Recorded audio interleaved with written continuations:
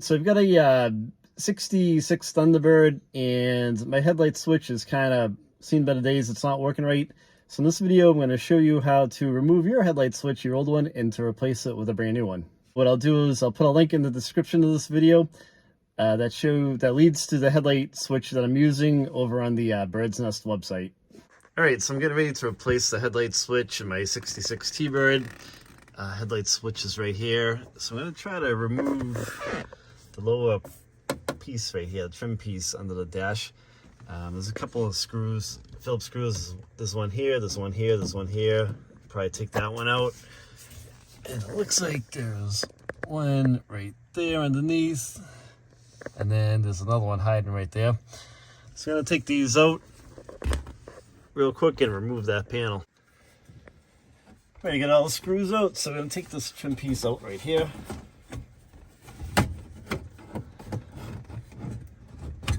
There we go. So there's a crossbar up here under the dash. Now one end, there's a nut up under here.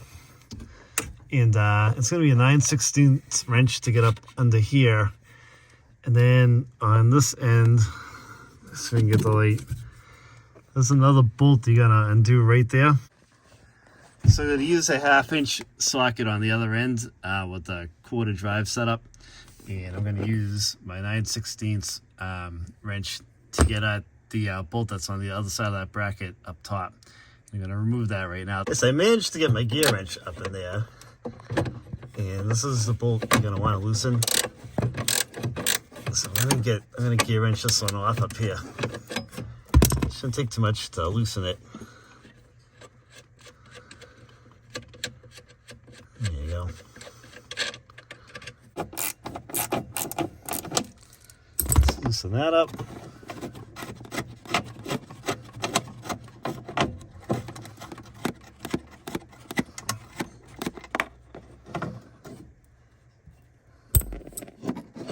Take that bar down. I kind of left it all in one piece. I didn't mess with those middle bolts too much. You didn't really need to, so I just took it all down as one assembly. Okay, so here's what's going on my headlight switch. If you pull the headlight switch, the headlights come on, no problem. But the dashboard lights, like for your gauges and your speedometer and all that, are always dark. And you always got to kind of turn this to try to get them to come on. And it really takes some fiddling around, and they'll eventually usually illuminate. But it's like a real fine tweak. So replacing the switch should fix that for us. Okay, so I got that bar out of the way. So right there, atop above the headlight switch, there's a wire plug for the wire harness. And you're going to pull that up and off. And I'm going to do that right now.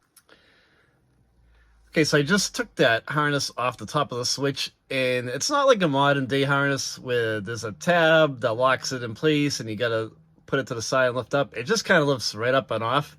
And so now I'm at the point where there's a button under the switch, and when I take the switch out, I'll show you. You got to press the button under the switch and then pull out the knob on the light. I'll show you what's involved with that. So I'm pushing the button in under the switch, and I'm gonna pull this knob out. There it goes. It's almost like I had to push it. It caught. Then I had to push it again and pull it out, and that's what released it.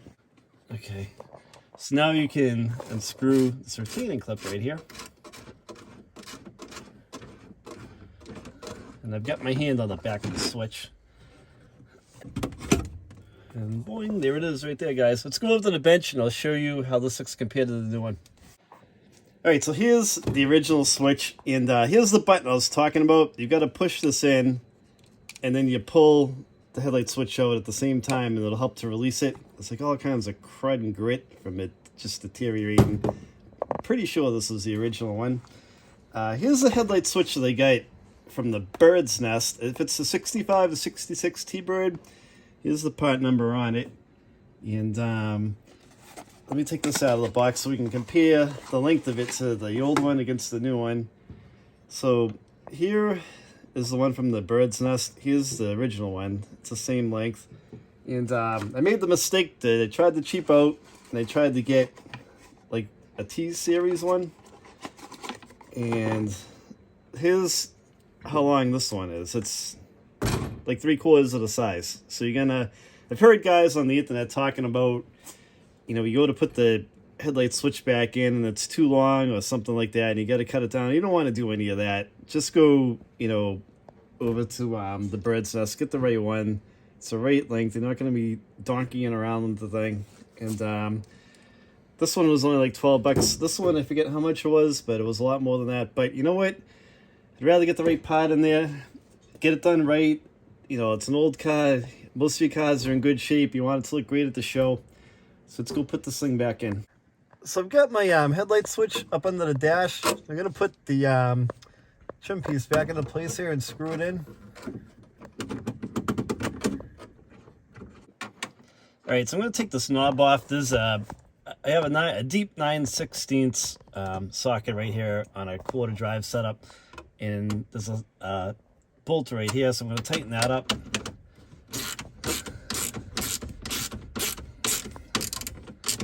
I've got my hand on the switch on the back.